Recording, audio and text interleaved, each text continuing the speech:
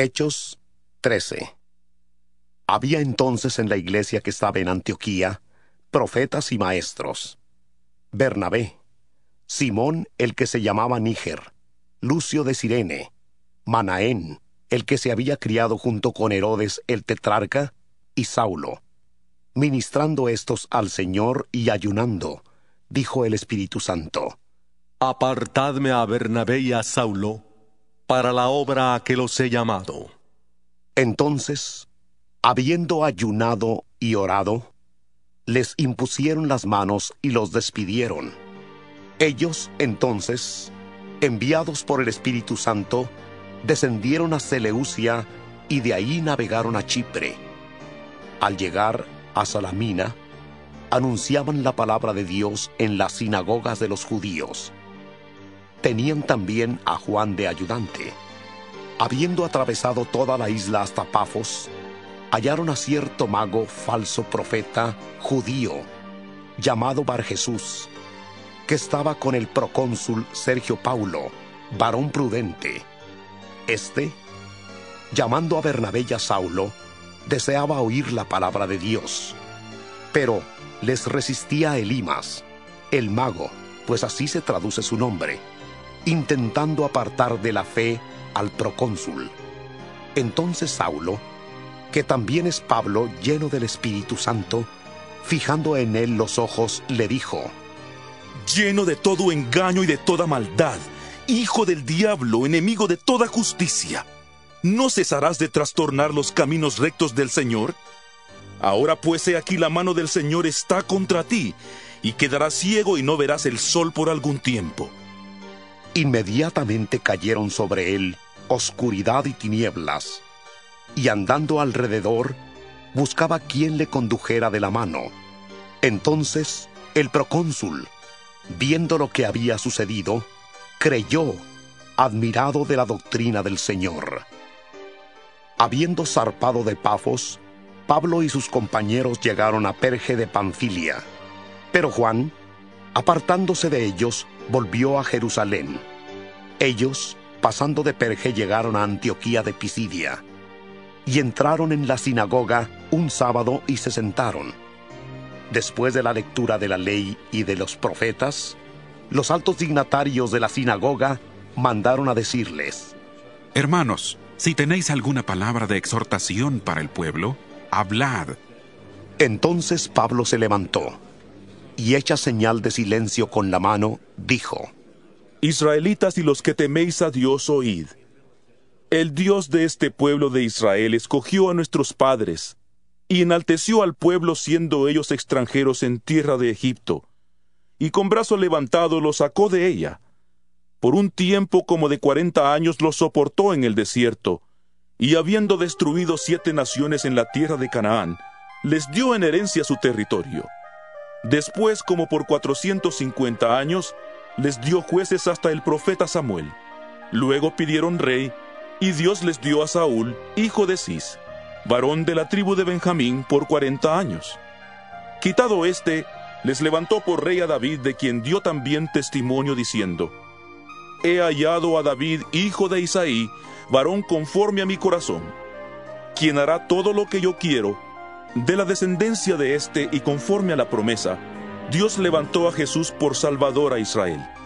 Antes de su venida, predicó Juan el bautismo de arrepentimiento a todo el pueblo de Israel. Cuando Juan terminaba su carrera, dijo: ¿Quién pensáis que soy? Yo no soy él, pero he aquí viene tras mí uno de quien no soy digno de desatar el calzado de los pies.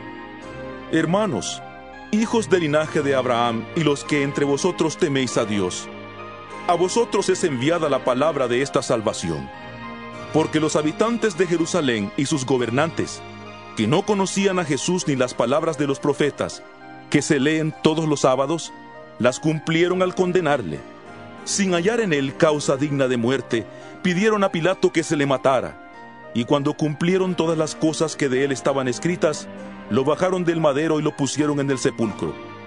Pero Dios le levantó de los muertos, y él se apareció durante muchos días a los que habían subido juntamente con él de Galilea a Jerusalén, los cuales ahora son sus testigos ante el pueblo.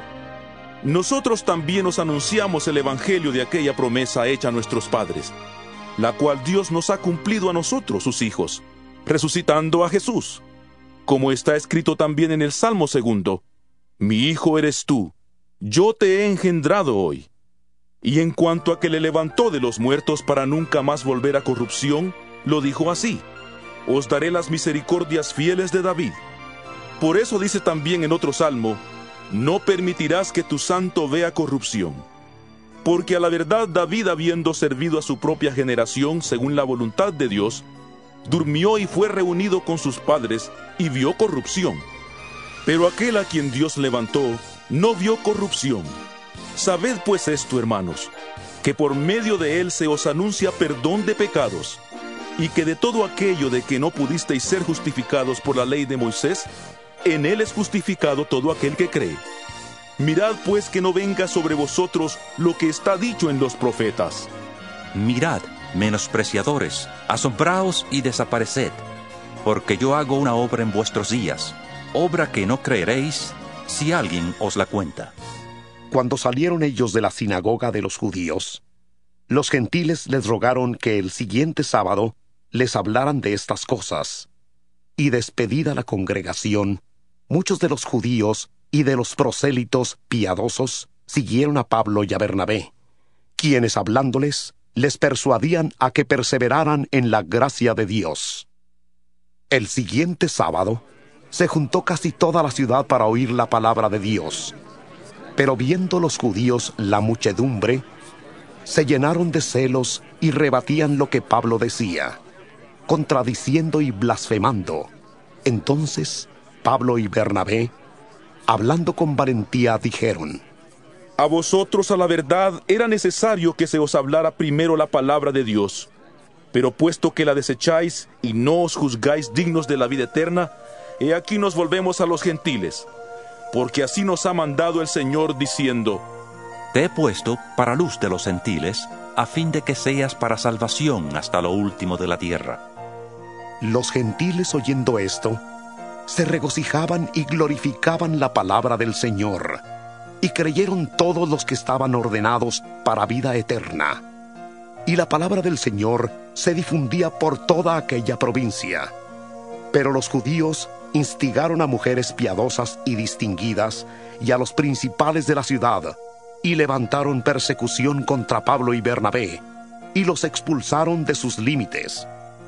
Ellos entonces, sacudiendo contra ellos el polvo de sus pies, llegaron a Iconio, y los discípulos estaban llenos de gozo y del Espíritu Santo.